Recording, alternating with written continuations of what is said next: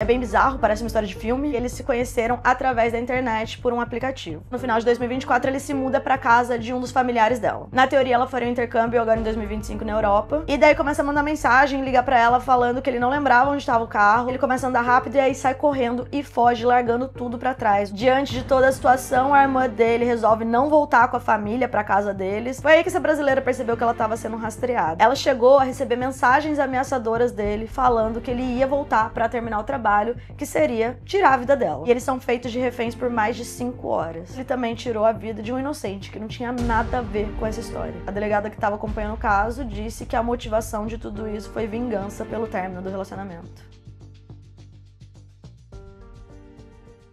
E aí galera, como é que vocês estão? Voltei pra fazer mais um vídeo pra vocês. E esse é um vídeo de caso muito pedido aqui no canal, é um caso bem recente inclusive. Não achei tanta informação na internet, mas eu consegui fazer um roteiro legal com o que eu achei. Tentei colocar numa ordem cronológica, tem algumas coisas que não são confirmadas ainda, mas durante o roteiro eu deixo muito claro pra vocês o que é fato, o que a gente sabe e o que as pessoas estão especulando. Se você não me conhece, meu nome é Camila Faria, eu tenho esse canal com a minha irmã Bruna. Aqui a gente fala sobre as nossas histórias de viagens e intercâmbios, mas às vezes a gente traz esses vídeos de caso no canal, contando histórias de pessoas que foram para um outro país e tiveram algum envolvimento com a polícia, seja se tornando vítima ou cometendo algum crime. Aqui nesse vídeo vocês vão ver que as duas coisas aconteceram e eu vou explicar tudo direitinho pra vocês, mas eu também quero deixar claro que ninguém foi julgado ainda, a investigação tá em andamento, como eu disse, é bem recente, então tudo que a gente tá falando é supostamente, mas a gente tem uma vítima que relatou tudo o que aconteceu e eu particularmente acredito na vítima. Eu acho que também tem muitas provas, muitas imagens, coisas digitais como e-mail, mensagem, enfim. Vai acabar facilitando o trabalho da polícia, querendo ou não. Só que até o momento ninguém foi considerado culpado diante da lei. Além disso, as fontes estão aí na descrição se você tiver interesse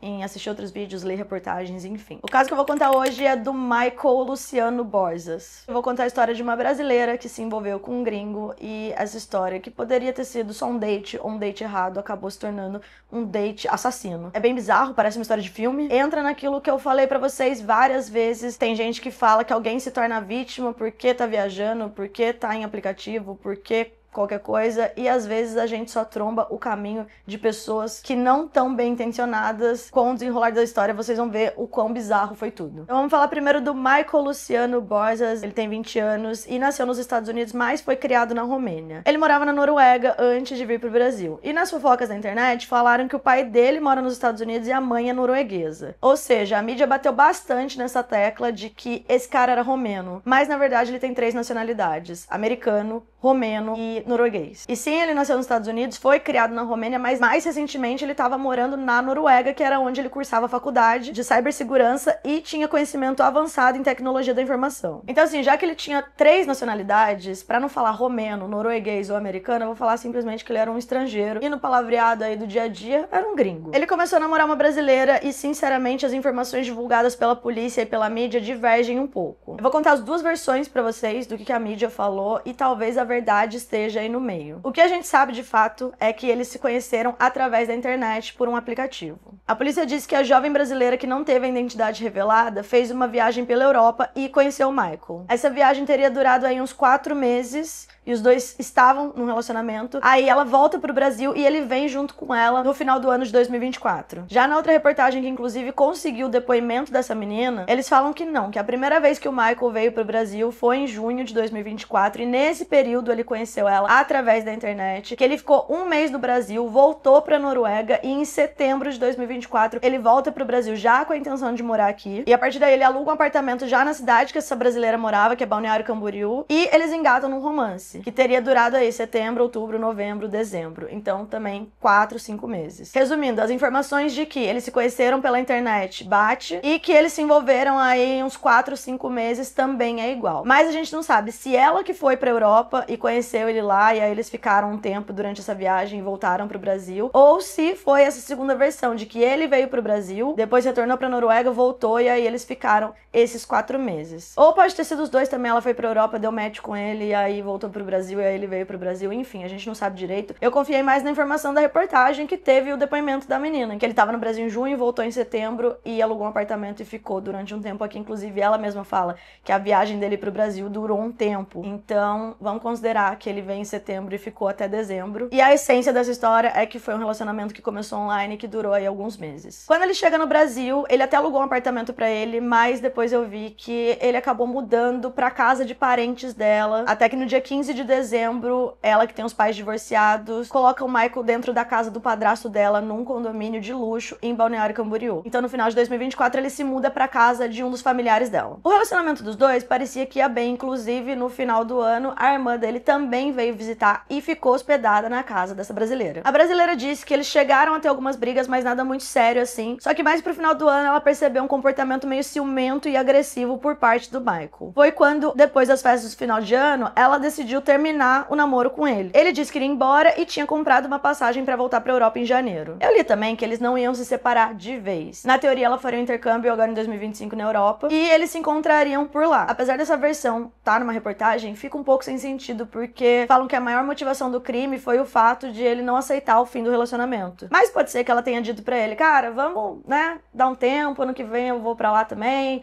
a gente se encontra mais pra frente, meio como uma desculpa pra ele sair da casa. A gente não sabe exatamente o que aconteceu, mas como eu disse pra vocês, as informações estão bem confusas. O que a gente sabe é, no dia 7 de janeiro, essa brasileira sai de Balneário Camboriú e dirige o Michael até o aeroporto de Florianópolis. Lá ele pegaria um voo pro Rio de Janeiro, ele passaria alguns dias lá com a irmã e de lá os dois voltariam pra Noruega. Só que essa é outra coisa estranha na história, gente. Se a irmã estava hospedada na casa da família com o irmão, eu não entendi por que eles foram só os dois, a namorada brasileira e esse gringo, pro aeroporto sem a irmã. A irmã ficou pra trás. Mas pode ser várias coisas. Pode ser que a passagem foi comprada em dias diferentes ou tava muito caro, enfim. O que a gente sabe é que foi só a menina e esse cara pro aeroporto. Chegando no aeroporto, você pega as malas, vai pro aeroporto fazer check-in e ela disse que ele tava com uma mala grande, uma mala de mão e uma mochila. Quando ele foi fazer o check-in, ele volta e fala pra ela que ele tava sem o passaporte dele, que ele tinha perdido os documentos e pede pros dois voltarem pro carro pra procurar. E ela fala pra ele, cara, não, daqui a pouco você vai perder o check-in, então vai você pro carro, procura seus documentos e eu fico aqui com as suas coisas. Ela diz que ele vai até o estacionamento e daí começa a mandar mensagem, ligar pra ela falando que ele não lembrava onde estava o carro, que não sabia onde tinha estacionado e pede ajuda mais uma vez. Depois ele volta pro aeroporto e ela fala, fica você então com as coisas que eu vou procurar seus documentos no carro. Ela sai e ele manda uma mensagem pra ela procurar na parte de trás do carro pra ver se os documentos não estavam lá e ela diz que pouco tempo depois ele aparece no carro também. E aí os dois procurando por todo lado, acharam um documento dentro da mochila dele, ou seja, o passaporte estava com ele o tempo todo. Só que nisso agora eles estão no estacionamento, no carro, com os documentos, não tem mais nenhum problema, ela fala, bom, vamos lá fazer o check-in então, e ele começa a passar mal. Ela diz que ele falou pra ela que tava sem ar, que ele não conseguia respirar, que ele ia desmaiar. E ela achou que ele tava tendo uma crise de ansiedade, um ataque de pânico ali, não sabia direito o que fazer, falou pra ele sentar e respirar, mas nisso tudo ela colocava a mão no coração dele e ela disse que não tava disparado, que ele tava normal, mas tava rolando essa cena aí. Ele ficou mudando de assento, foi do passageiro pro motorista,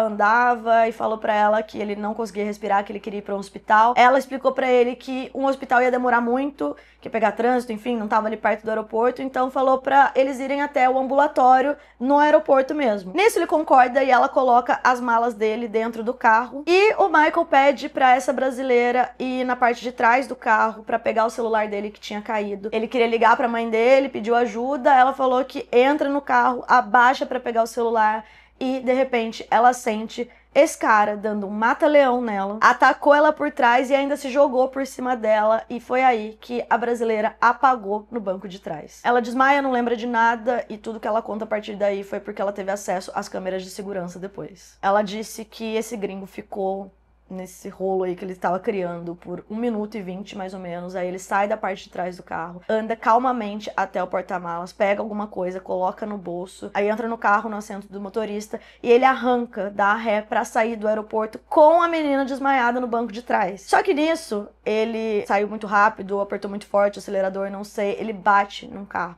de trás e causa um acidente ali. Aí acabou chamando a atenção das pessoas, todo mundo começou a olhar, ele fica nervoso, sai do carro e ela diz que ele começa a andar rápido e aí sai correndo e foge, largando tudo pra trás, o celular, os documentos, a mala, só saiu com a roupa do corpo e foi embora. Demorou um tempo pra brasileira acordar e perceber o que estava acontecendo, demorou para as pessoas entenderem também que tinha alguém desmaiado no banco de trás, e assim que ela conseguiu levantar, ela pediu ajuda, as pessoas ajudaram ali, levaram ela pro aeroporto. A partir daí a família dela é chamada, a família vai até o aeroporto com a irmã desse gringo, e lá no aeroporto mesmo eles já fazem um boletim de ocorrência porque eles perceberam que o cara tentou matar ela. Diante de toda a situação, a irmã dele resolve não voltar com a família pra casa deles, pega as malas do irmão e a família dela volta pra casa assustadíssima que isso tinha acontecido. O gringo, desaparecido, simplesmente fugiu da cena do crime. Isso foi dia 7 de janeiro, na madrugada do dia 7 pro dia 8, então já era 2 da manhã, mais ou menos no dia 8, ele envia um e-mail pra irmã dele, tudo escrito em romeno, e a mensagem é: tá tudo bem. Oi, Christine, talvez essa seja a última mensagem que eu te envio. Eu quero que você saiba que eu nunca quis te envolver em nada disso, mas tem muitas coisas que eu não te contei. Eu consegui me esconder, tô bem, um pouco machucado, mas isso vai passar. Por favor, do fundo do meu coração, fala com o nosso pai o mais rápido possível. Ele sabe exatamente o que fazer. Eu quero que você fale pra ele que eu sinto muito. Os nossos pais nunca mereciam passar por isso, muito menos você, e eu nunca vou me esquecer de você, nem mesmo em outro plano. Mas eu tenho que terminar o que eu comecei, com todo o meu amor, Michael. E a irmã dele responde: eu estou com as suas coisas e seus documentos, me livrei de todo mundo. Vamos pro aeroporto de Florianópolis e de lá podemos ir pra Navegantes. O Michael deixou as coisas dele pra trás, a irmã pegou as coisas dele, as malas, mas o celular ficou pra trás e a polícia conseguiu ter acesso. Eu acredito que foi assim que eles viram esse e-mail. A irmã vai embora pro Brasil mais do que rápido, não é nem interrogada pela polícia, e por alguns dias a família da brasileira acredita que ele também já não tá no país. Apesar do medo e já terem informado a polícia sobre a situação, eles ficam sem saber o que fazer. E eles tinham razão em ter medo desse cara. O Michael não aceitava o fim do relacionamento e passou a perseguir a brasileira. Por alguns dias ele fica desaparecido, até que no dia 17 de janeiro, ou seja, 10 dias depois aí do ataque no aeroporto, a jovem brasileira vai até a farmácia com a mãe e quando voltam pro carro, passa um homem perto delas. Ela conta que esse cara tava de boné, de óculos, de batom rosa, com uma bolsa rosa e encarando as duas dentro do carro. Gente, olha que história, assim, eu não consigo imaginar. Imagina você traz seu namorado gringo pro Brasil, aí você fica 4 meses com ele, apresenta pra família, coloca pra morar dentro da sua casa, depois de um tempo ele te ataca no aeroporto, e aí do nada você vê ele te encarando de batom rosa e bolsa rosa no meio da rua, andando sozinho pela rua do Brasil. O que é isso? Normalmente eu dou minha opinião no final, né, mas aqui essa história pra mim é extremamente chocante. Ele passa por elas e fica na esquina.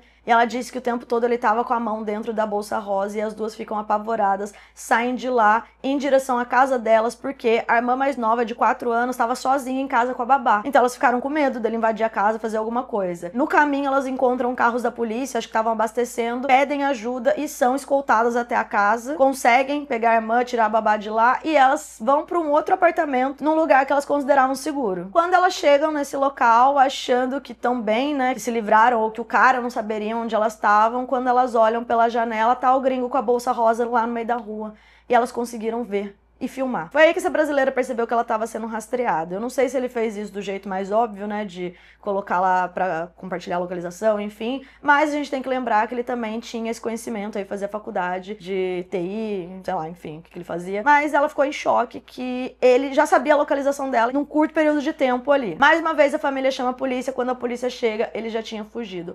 Passa um tempo, ela desce pra pegar pizza e ela vê o cara do outro lado da rua. Então ele realmente virou um stalker. A polícia é chamada mais uma vez, eles fazem outro boletim de ocorrência, mas o Michael foge da cena. Ela chegou a receber mensagens ameaçadoras dele, falando que ele ia voltar pra terminar o trabalho, que seria tirar a vida dela. Mesmo com os boletins de ocorrência e a medida protetiva sendo decretado, o pedido de prisão preventiva saiu só no dia 19 de janeiro. Nesse mesmo dia, por volta das 3 da tarde, o Michael é visto em câmeras de segurança entrando num condomínio de luxo em que a brasileira morava. Ele aproveita que outras pessoas estavam entrando e ele passa pelo portão sem problema algum. Na imagem a gente consegue ver que ele tá com uma camiseta azul e um cooler na mão. Ele passa o dia nas áreas comuns do condomínio, principalmente na sauna, e aparece de novo nas câmeras às 3h20 da manhã com outra roupa, uma mochila e o mesmo cooler. Pela madrugada, o Michael invade a casa pelo quintal, quebrando uma das janelas que dava na lavanderia. No dia 20/1, às 7h40 da manhã, a funcionária da casa chega com o marido, Vitor, de 28 anos, pra trabalhar e o casal não imaginava que o gringo estaria dentro da casa. O casal chega pra trabalhar e eles são feitos de reféns por mais de 5 horas. Nesse tempo, o Michael ficou falando que ele tava esperando a família chegar. A funcionária tava com medo, óbvio, mas tentando acalmar, falando que eles não estavam em casa, que eles não iriam naquele dia. Pelos relatos, ele mandou que ela fizesse café pra ele, comeu umas bolachas lá dentro, tinha bituca de cigarro pra todo lado, ele ficou fumando dentro da casa. Como a família não chegava, lá pelo meio-dia, vai saber o que deu na cabeça desse cara, ele simplesmente atira nos 2 funcionários e, não contente, ele sobe num cômodo da casa e coloca fogo em tudo. O fogo acabou pegando em outros cômodos da casa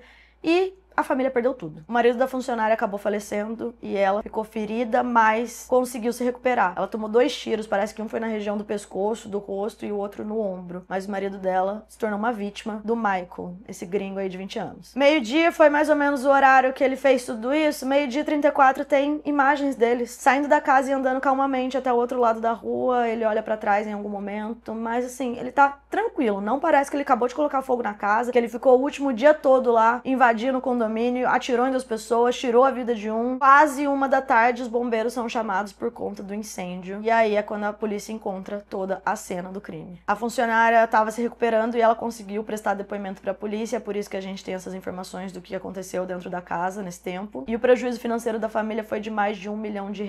Mas ele também tirou a vida de um inocente, que não tinha nada a ver com essa história. A delegada que estava acompanhando o caso disse que a motivação de tudo isso foi vingança pelo término do relacionamento. A partir daí, ele começa a ser procurado pela Polícia Federal e teve o nome incluído na lista vermelha da Interpol. A ideia era que, se ele tentasse sair do Brasil, ele seria detido. Mais de 1 semana se passou sem que ninguém soubesse do paradeiro do Michael, até que no dia 28 de fevereiro, ele foi abordado e preso por autoridades policiais bolivianas enquanto ele tentava cruzar a fronteira entre Bolívia e Peru na região de Copacabana. E como esse cara, que não é nem daqui, nem fala português, nem fala espanhol, como foi que ele chegou até a Bolívia? Pois no mesmo dia do crime, ele sai de Balneário Camboriú e vai até Curitiba. E de lá ele pegou um ônibus até Foz do Iguaçu e atravessou a fronteira com o Paraguai pela Ponte da Amizade, e esse trajeto ele fez a pé. A travessia dura entre 10 e 15 minutos e liga a cidade de Foz do Iguaçu, no Brasil, com a Cidade del Este, no Paraguai, passando sobre o Rio Paraná. Do Paraguai, ele conseguiu atravessar para Bolívia, provavelmente fez esse trajeto a pé também, e depois disso ele tentou passar pro Peru. No momento da abordagem, o que levantou suspeita é que esse cara tava com um documento peruano falso no nome de outra pessoa. Ao notarem o documento irregular, o Michael foi detido e as autoridades encontraram o nome dele na lista da Interpol e também o pedido de prisão pela suspeita do crime cometido no Brasil. O Michael deve aguardar na Bolívia o trâmite de processo de extradição para o Brasil, a ser agora iniciado a partir de iniciativa da Justiça Catarinense. Diferentes órgãos investigativos brasileiros de Santa Catarina e do Paraná, além de autoridades do Paraguai, Argentina, Noruega, Bolívia, Peru e Estados Unidos cooperaram na prisão do Michael. A advogada brasileira do Michael deu uma entrevista apenas falando que ela notou irregularidades na investigação, como o fato de a polícia ter tido acesso ao celular dele sem a devida autorização. E foi só isso que eu encontrei de declaração da defesa dele, até porque acho que não tem muito mais o que falar, né? A delegada Ruth Ren alertou para os cuidados com sites de relacionamento. As pessoas não sabem com quem elas estão lidando de verdade e tem que ter cuidado, porque existem consequências de encontros com desconhecidos que no começo parecem legais, mas depois podem esconder uma personalidade doentia. E esse é o caso do gringo chamado Michael Luciano Borges, de 20 anos,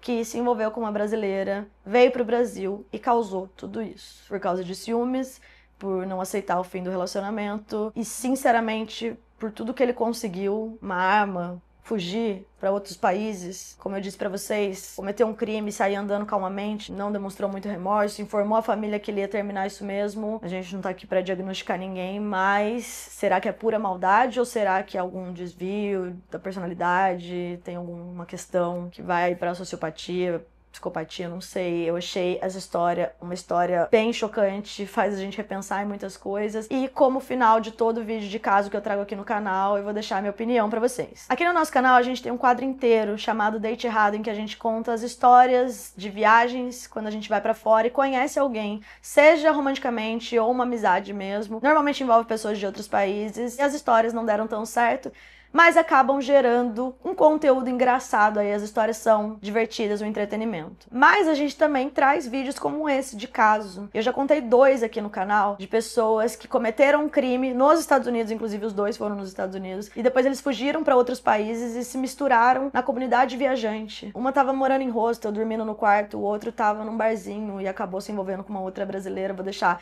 esses vídeos aí na descrição pra vocês. Eram verdadeiros criminosos internacionais, fugitivos, e ninguém tinha ideia de nada, porque eles estavam fingindo que eram outros turistas. O que eu quero dizer com isso é que a gente tem que ficar atento, não é porque você tá vivendo um romance em viagem que é um sonho. Na verdade, pode ser muito perigoso, porque você não conhece a pessoa, você não sabe do histórico da pessoa, você não sabe com que ela trabalha, como é o relacionamento dela com amigos, com ex, com a família, você não sabe nada. E sim, acontece quando você tá conhecendo pessoas até na sua rotina, no dia a dia, mas numa viagem eu acho que fica muito mais fácil a pessoa inventar o que ela quiser pra você. O que ela contar de história é o que você vai acreditar, porque simplesmente não tem como você comprovar nada. Eu acho mais perigoso porque normalmente quando a gente tá viajando, a gente relaxa, literalmente. E aí uma coisa que pode ser estranha, ou que se fosse em outra situação você não daria tanta corda, ficaria com um leve receio, nessa viagem você pode achar, ah, mas é um gringo, a cultura é diferente, ou então você nem pensa em nada porque tá só curtindo, mas você pode acabar lidando com uma pessoa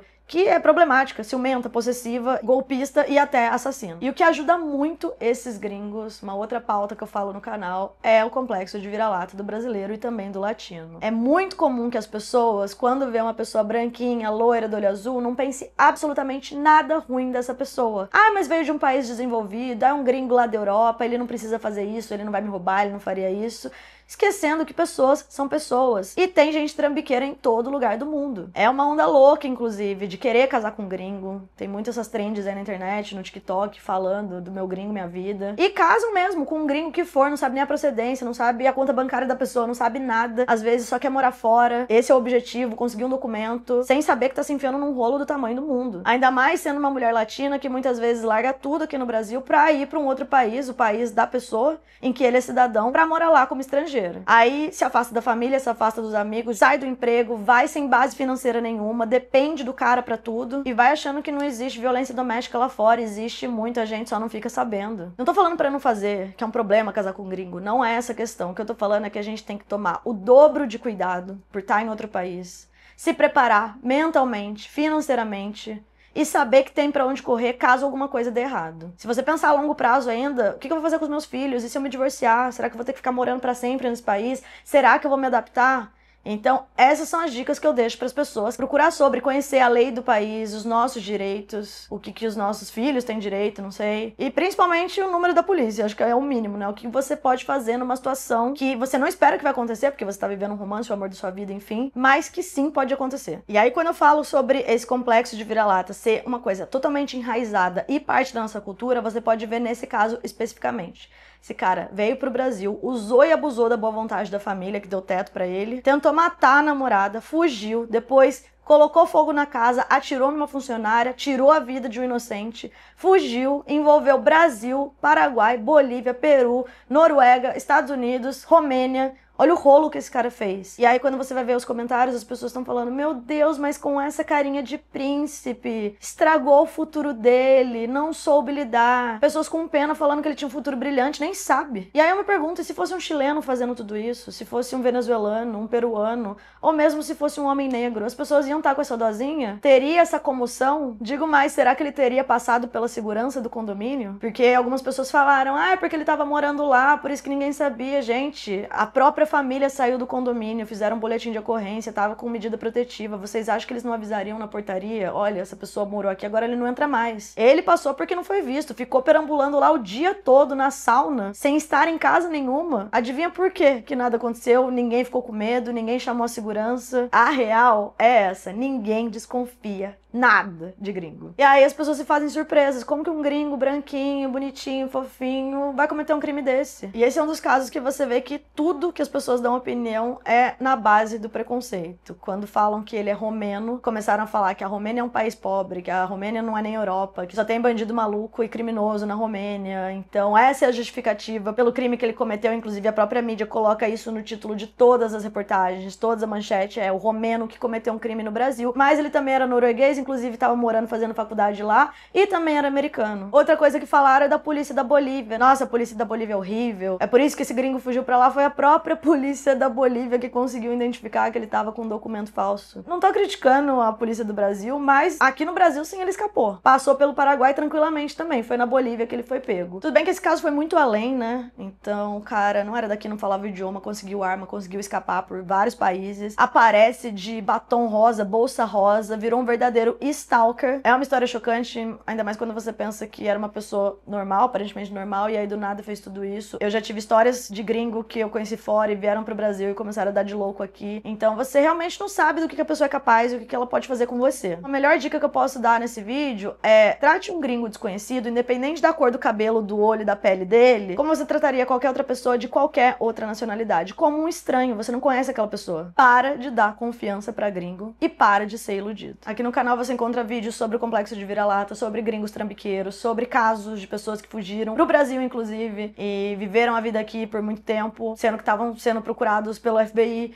Então, são vídeos que a gente faz de alerta pra ajudar. Esse caso realmente muito doido, pode virar um filme, pode virar até documentário da Netflix, porque uma pessoa tão nova fazer tudo isso, conseguir chegar onde chegou. Acho que a gente vai ter mais informação ainda sobre o caso, mas até agora o que a gente sabe foi isso, e já é o suficiente pra deixar todo mundo bem chocado. Eu espero que vocês tenham gostado do vídeo. Se você quiser assistir outros vídeos do canal, não perder o nosso conteúdo, se inscreve aqui no canal e ativa o sininho pra receber notificação toda vez que a gente postar vídeo. Segue a gente nas redes sociais, Mila Faria, Bruna P. Faria, BR, e a gente se vê no próximo vídeo.